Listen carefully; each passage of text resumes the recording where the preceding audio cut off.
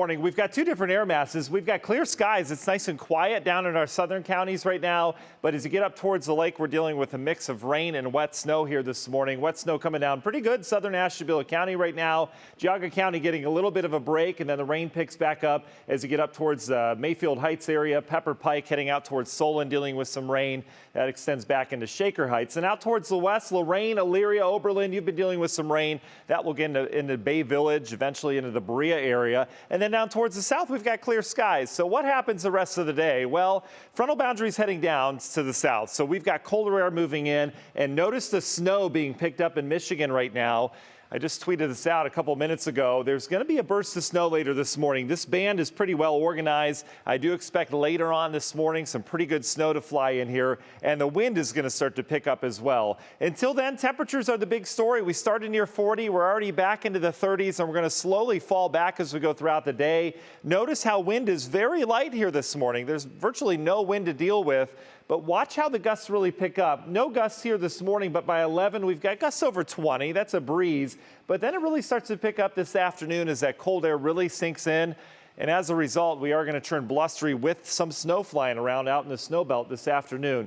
Temperatures are going backwards for the first day of spring. You don't expect them to fall during the day, but they are, especially with that strong March sun. It's really tough to do, but we'll be back into the low 30s later on today. That sets the stage for a cold day tomorrow. I'm forecasting 35 for a high tomorrow.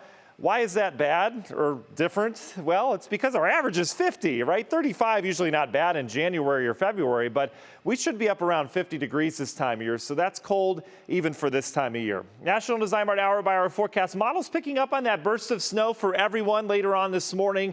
That will sink south. We should just go partly cloudy elsewhere.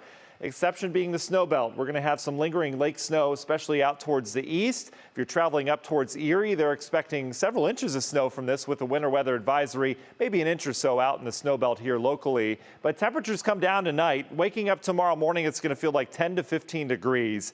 And we're not going to recover much with sunshine tomorrow. We're going to stay in the low to mid 30s. How much snow? Quick coating from that burst of snow here this morning, but then notice the heavier amounts, especially as you get up towards Erie and Crawford County in Pennsylvania. The long ranger forecast, our next system to track moves in here on Friday.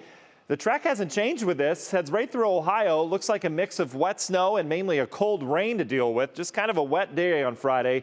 That heads out and attention will turn towards a much bigger system next week. This will produce feet of snow across the northern tier of the country.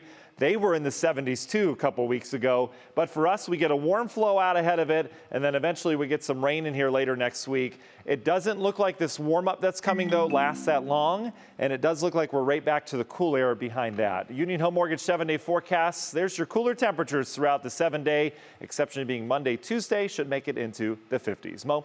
All right, Matt, thank you.